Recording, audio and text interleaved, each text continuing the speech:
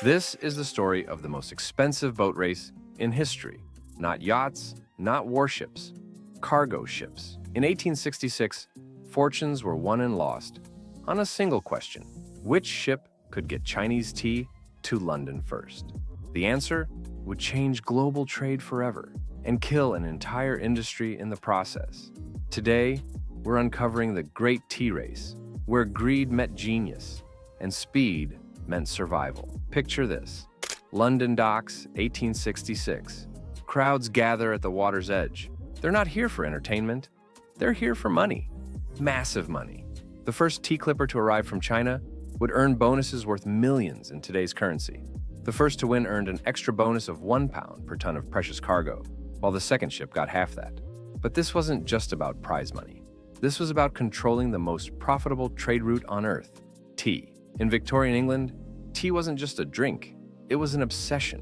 By 1866, Britain was consuming 90 million pounds of tea per year.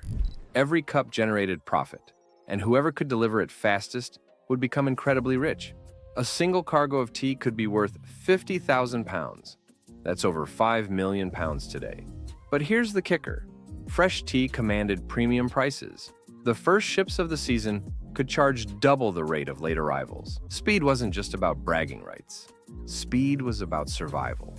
But first, you need to understand how we got here. For decades, the East India Company had a stranglehold on Asian trade. At its peak, the company was the largest corporation in the world by various measures and had its own armed forces. They weren't just a business, they were an empire. The company controlled India, dominated China trade, owned private armies. Their business model was simple but brilliant.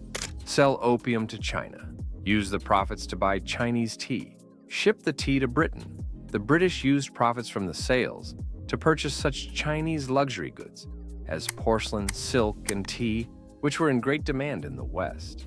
It was the perfect money-making machine. Highly illegal, morally disgusting, incredibly profitable. The Opium Wars were fought to protect this trade. Entire populations were addicted to protect corporate profits. But by the 1860s, everything was changing. The company's monopoly was breaking down. Independent merchants were entering the market.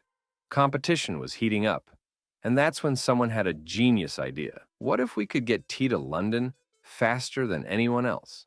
Not just a little faster, dramatically faster. Fast enough to charge premium prices for fresh tea, while competitors were still at sea. Enter the clippers. These weren't ordinary cargo ships.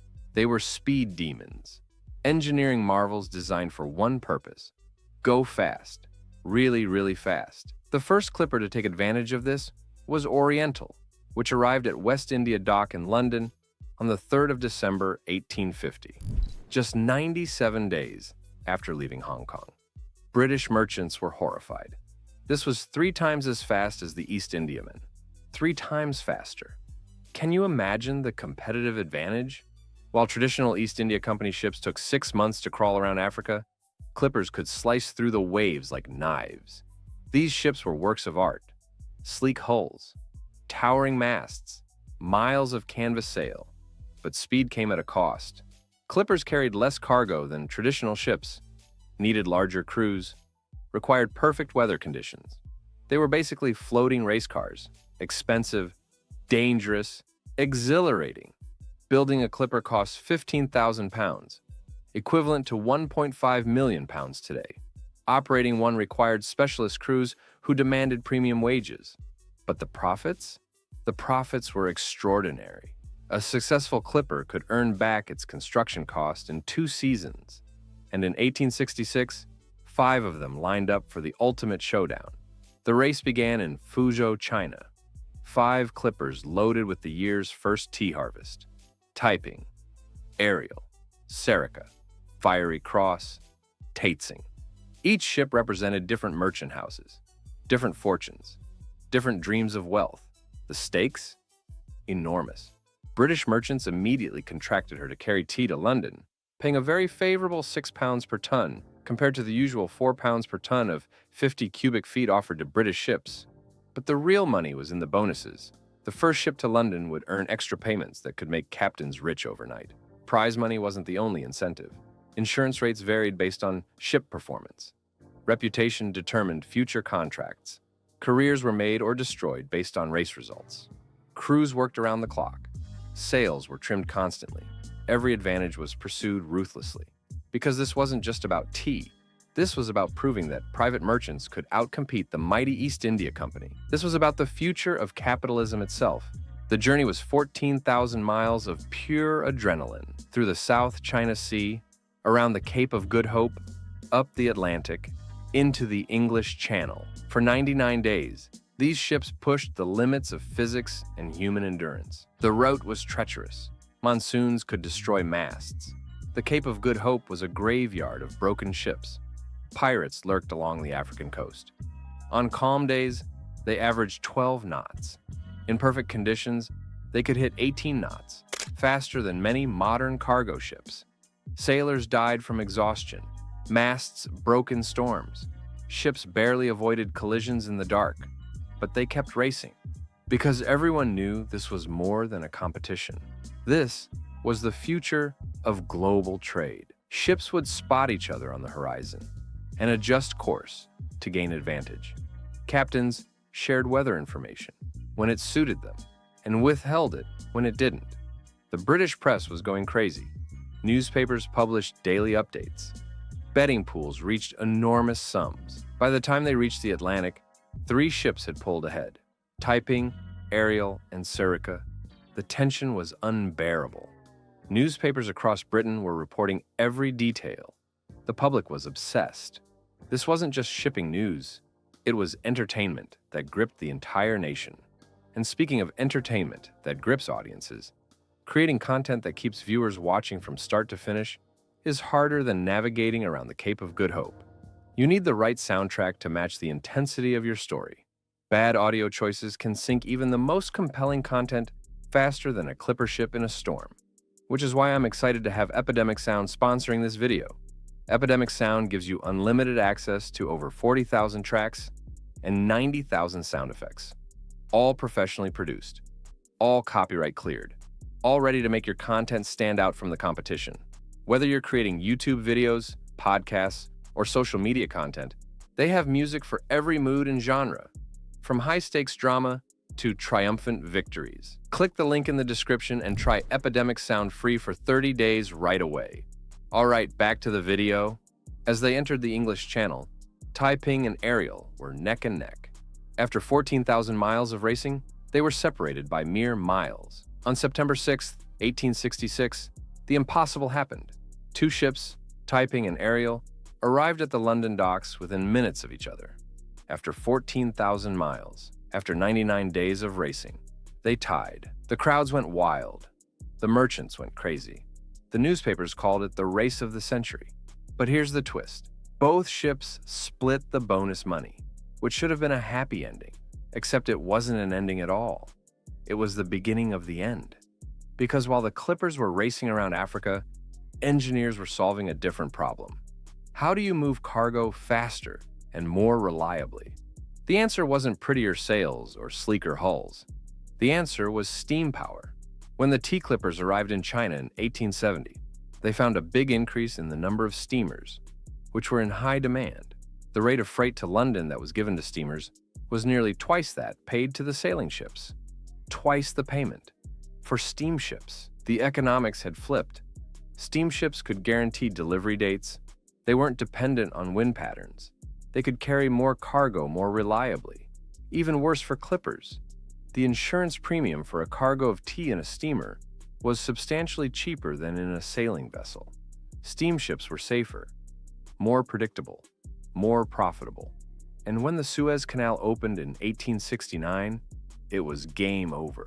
So successful were the steamers using the Suez Canal that, in 1871, 45 were built in Clyde shipyards alone for Far Eastern trade. 45 steamships in 1 year. In one shipyard. The Industrial Revolution had reached shipping, and it was ruthless.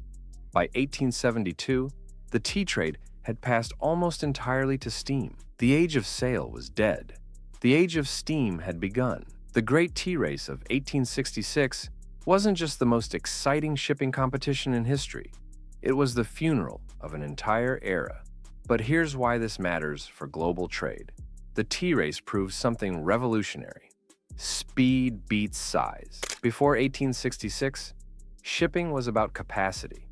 Big, slow ships carrying maximum cargo at minimum cost. The clippers proved that getting there first was more valuable than carrying more. This idea transformed everything: express shipping, premium pricing, just-in-time delivery, supply chain optimization. Every modern logistics concept traces back to those tea clippers racing around Africa. Amazon Prime? That's the tea race mentality applied to e-commerce, overnight delivery, tea race thinking. The entire modern economy runs on the principle that speed creates value. The tea race also killed the last great monopoly. The East India Company's stranglehold on Asian trade couldn't survive when independent merchants could move faster. Competition replaced monopoly. Innovation replaced tradition. At its peak, the English East India Company was by far the largest corporation of its kind, but it couldn't adapt to the new reality. Speed mattered more than size. Agility mattered more than resources. The tea race proved that smaller, faster, more flexible businesses could outcompete massive corporations. Sound familiar? That's basically the entire Silicon Valley playbook. Disrupt the giants, move fast, break things. The tea merchants were doing this 150 years before tech entrepreneurs existed. Netflix beating Blockbuster, Uber disrupting taxis, Airbnb challenging hotels. It's the same pattern. Small, fast, innovative companies destroying slow, large, traditional ones. The template was written during the Great Tea Race, but the real tragedy is what we lost. Those clippers were the most beautiful machines ever built. Engineering poetry, art that could sail. They represented humanity's absolute mastery of wind and wave. And we threw it all away for coal-burning steam engines. Speed and efficiency won. Beauty and craftsmanship lost. It's the same story repeating throughout history. Progress destroys the old to build the new.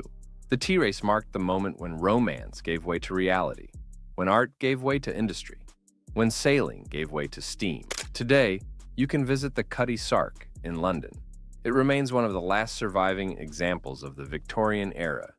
She's beautiful, elegant, a reminder of what we used to build when speed and style mattered equally.